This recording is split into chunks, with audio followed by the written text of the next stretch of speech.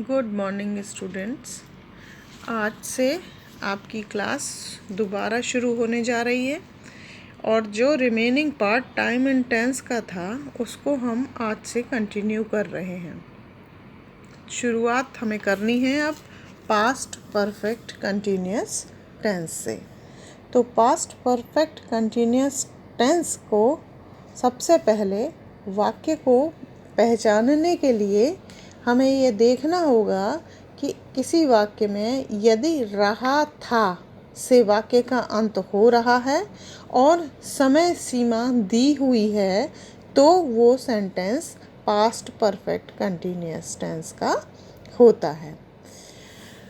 Past perfect continuous tense, जिसे हम past perfect progressive tense के नाम से भी जानते हैं, वो ऐसा होता है सेंटेंस जिसमें कोई भी कार्य पास्ट से प्रारंभ हुआ होता है, कंटिन्यूएशन में रहा होता है, लगातार चलता रहता है और लंबे समय तक पास्ट में ही जाकर के वो ख़त्म हो जाता है।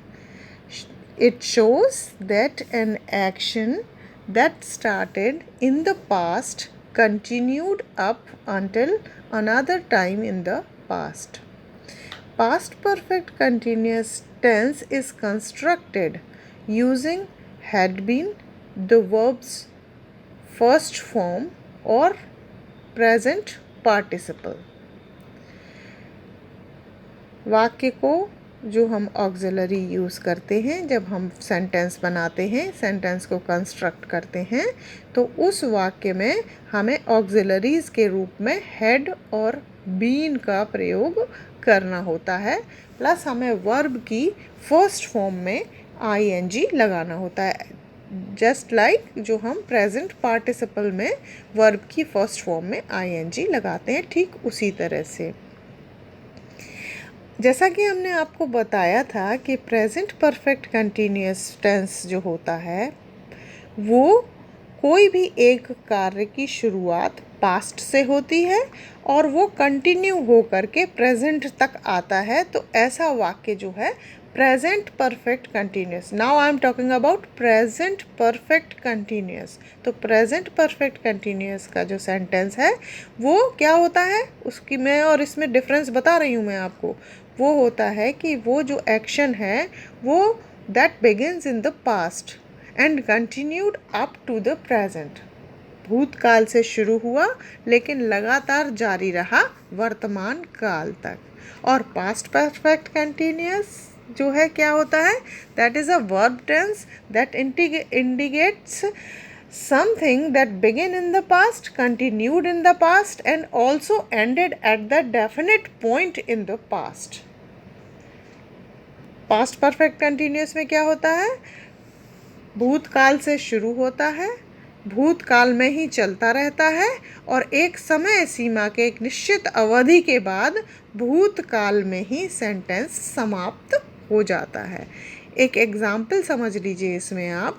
ही had been drinking milk out the carton when mom walked into the kitchen. वो दूध पी रहा था कार्टून से निकाल करके जब माँ किचन में आई थी।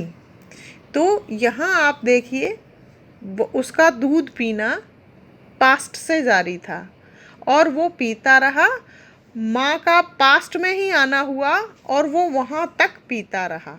तो ये सारा का सारा कार्यक्रम जो हो रहा है वो सारा का सारा कार्यक्रम पास्ट में ही ख़त्म, पास्ट से ही शुरू है, पास्ट में ही कंटिन्यू है और पास्ट में ही ख़त्म हो गया है।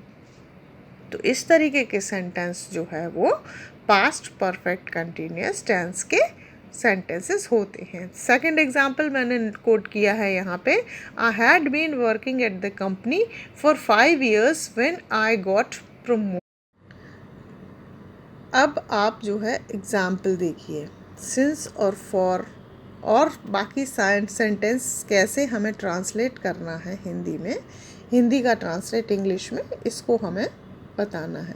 तो पहली चीज़ पहला सेंटेंस जो मैंने यहाँ कोड किया है वो किया है मैं 2 महीने से नॉवल लिख रहा था, उपन्यास लिख रहा था।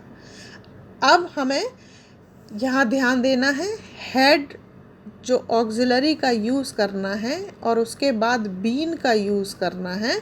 ये हम चाहे फर्स्ट पर्सन का बात करें, चाहे सेकंड पर्सन की बात करें, चाहे हम थर्ड पर्सन की बात करें, या कि हम किसी नाउन की बात करें, we will always use had. Singular हो, प्लूरल हो, कुछ भी हो, हमें हेड का ही प्रयोग करना है।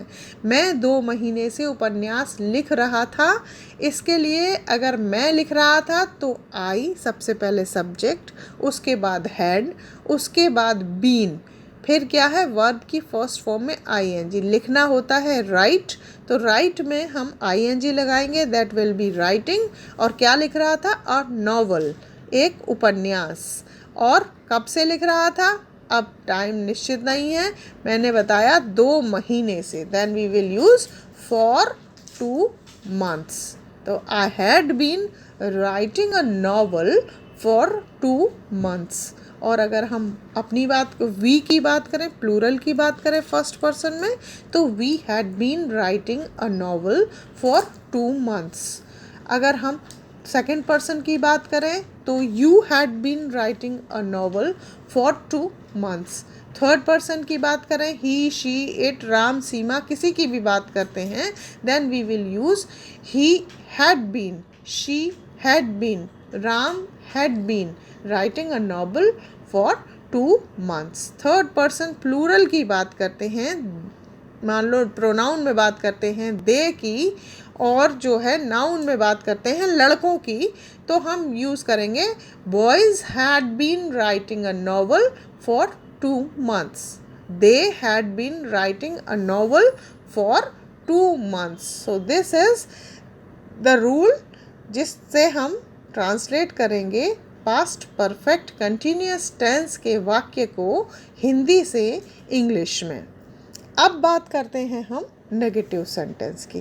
नेगेटिव सेंटेंस का रूल बिल्कुल जैसे बाकी के सेंटेंसेस में है, ठीक उसी तरीके से ये चलना है नेगेटिव सेंटेंस का रूल। तो नेगेटिव सेंटेंस के लिए हमें जो है वो यूज़ करना है, सब्जेक्ट यूज़ करेंगे, सब्जेक्ट के बाद हेड यूज़ करेंगे। और अभी सिंपल सेंटेंस जो मैं आपको बता रही थी, नॉट हेड के बाद बीन आता है, तो हेड और बीन के बीच में हमें नॉट को लाना होगा। उसके बाद हम वर्ब की फर्स्ट फॉर्म, उसमें आईएनजी का यूज़ करेंगे, ऑब्जेक्ट यूज़ करेंगे, फिर सिंस या फॉर यूज़ करेंगे, उसके बाद टाइम का यूज़ करेंगे, देन जो भी रिमेनिंग होगा हम उस सेंटेंस को यूज़ करेंगे। पास्ट परफेक्ट कंटिन्यूअस में नेगेटिव वाक्य में नो और नो का यूज़ होता है नॉट का, और इसको यही एक मात्र ध्यान देने वाली बात है इसमें कि हेड और बीन के बीच में हमें हमेशा नॉट को रखना होता है। सेंटेंस की अगर हम बात करें तो सेंटेंस अगर हम बनाते हैं, मैं जनवरी से काफ़ी नहीं कमा रहा था, पर्याप्त कमाई मेरी नहीं थी जनवरी से, तो हम क्या करेंगे, सबसे पहले फर्स्ट पर्सन को लेके चलते हैं आई, फिर हमें यूज़ करना हेड, फिर नॉट, फिर बीन, और कमाना होता है अर्न करना, तो अर्न में हमें आईएनजी यूज़ करना है, अर्निंग। कितना, इसके साथ में क्या था, काफ़ी, काफ़ी का मतलब होता है इनफ, पर्याप्त, तो हम I had not been earning enough.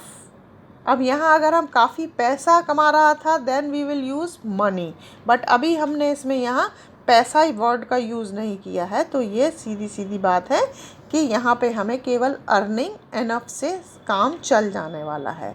और कब, अब यहाँ हमने क्या दे रखा है, जनवरी, जनवरी स्पेसिफाई किया हुआ है, तो हम यहाँ पर इसको फॉर नहीं यूज़ करेंगे, यहाँ पे हम यूज़ करेंगे सिंस। ठीक उसी तरीके से ये सारे के सारे उदाहरण आपकी स्क्रीन पर चल रहे हैं, देख लीजिए आप। वी के साथ में यू के साथ में, ही शी इट राम सीमा के साथ में, दे और बॉयज़ के साथ में, हर जगह हमें ऑक्सिलरी हेड नॉट का ही यूज़ करना है और हेड के बाद नॉट लगाने के बाद ही बीन यूज़ करना है। तो ये सेंटेंस जो है आपका नेगेटिव सेंटेंस इस तरीके से ट्रांसलेट किया जाएगा। अब बात करते हैं हम इंटरोगेटिव सेंटेंस की। इंटरोगेटिव प्रश्नवाचक वाक्य मैंने आपको बताया था और प्रश्नवाचक वाक्य दो तरीके के मैंने आपको बताए थे। तो पहले इंटरोगेटिव सेंटेंस, वो सेंटेंस जो यस नो टाइप के क्वेश्चंस हैं उनके बारे में बात करेंगे। तो ये यस नो टाइप क्वेश्चन में हम सबसे पहले ऑक्सिलरी को यूज़ करेंगे, फिर हम सब्जेक्ट को लेके आएंगे, फिर उसके बाद हम बीन का यूज़ करेंगे, उसके बाद हम वर्ब की फर्स्ट फॉर्म यूज़ करेंगे, उसमें आईएनजी लगाएंगे, ऑब्जेक्ट लगाएंगे, सिंस या फॉर लगाएंगे, उसके बाद टाइम और फिर रिमेनिंग सेंटेंस। तो ये हम बात कर रहे हैं यस और नो टाइप के क्वेश्चन की। क्या वह शुक्रवार से परीक्षा के लिए जाग रहे थे? अब शुक्रवार और जागना और उनका, वह की बात कर रहे हैं, उसकी बात कर रहे हैं। यहाँ हम शुरू करते हैं सबसे पहले ऑक्सिलरी हेड, वह ही, उसके बाद बीन। जागना अवेक होता है, लेकिन जब क्रिया को बना देते हैं तो क्रिया के साथ स्टेइंग अवेक, स्टे अवेक होगा आपका जागने की बात। तो स्टे में हम आईएनजी यूज़ करेंगे, स्टेइंग अवेक सिंस फ्राइडे। और काय के लिए, परीक्षा के लिए, तो for the exams. Had he been staying awake since Friday for the exam? Yes या नो ही आंसर आएगा। इसी तरीके से अगर आई के साथ यूज़ करेंगे तो had I been staying awake. अब शुक्रवार से अगर हम नहीं करते हैं, 2 रातों से हम कह देते हैं स्टेइंग अवेक फॉर 2 नाइट्स, तो हमने फॉर यूज़ किया है। फ्राइडे को जब हम यूज़ कर रहे हैं तो हमने सिंस यूज़ किया है। 2 दिन की बात हम कर रहे हैं, यद्यपि 2 दिन सुनने में लगेगा कि निश्चित टाइम तो है कि दो दिन, तो ये यहाँ कौन से 2 दिन है ये निश्चित नहीं है, इसलिए हम इसको फॉर यूज़ करें। ऐसे ही हम 2 रात की बात करें कि हम जो है, क्या हम जो 2 रातों से जाग रहे थे, then we will use had we been staying awake for 2 nights for the exams.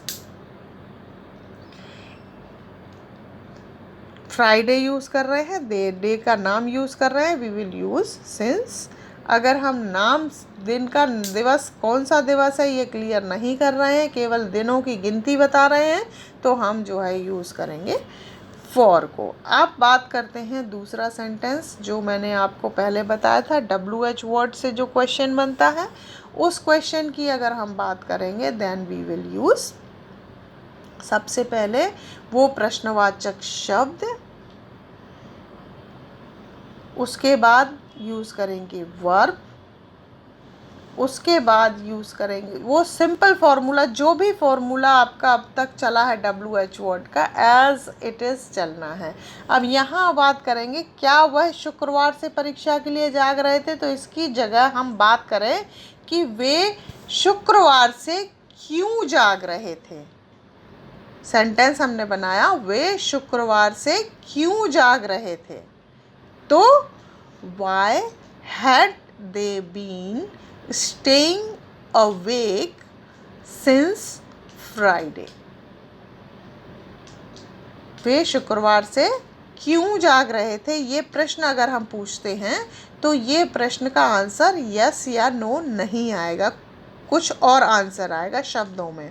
तो ऐसे सेंटेंस के लिए हमें सबसे पहले WH वर्ड को यूज़ करना है, उसके बाद हमें हेड को यूज़ करना है, उसके बाद हमें सब्जेक्ट को यूज़ करना है, then we will use been, then we will use verb की फर्स्ट फॉर्म प्लस ing, फिर हमें यूज़ करना है सिंस या फॉर, और then we will use rest of the time period, और अगर कुछ ऑब्जेक्ट है तो, मोस्टली ऑब्जेक्ट होता नहीं है, इसी तरीके से वाक्य ख़त्म हो जाया करता है। अब हम बात करते हैं इंटरोगेटिव नेगेटिव सेंटेंस की।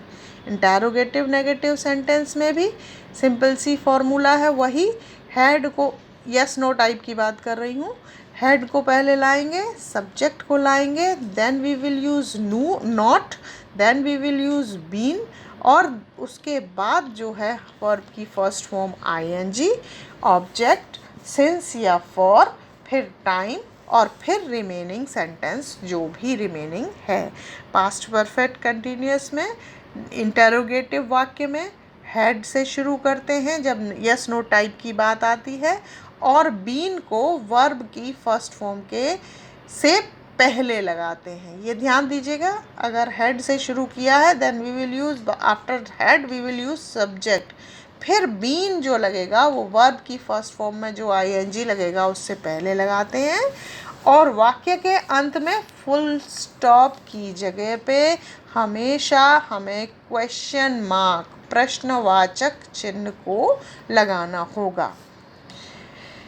और नकारात्मक वाक्य में नॉट को बीन से पहले लगाना होगा, और बीन वर्ब के साथ ही रहता है।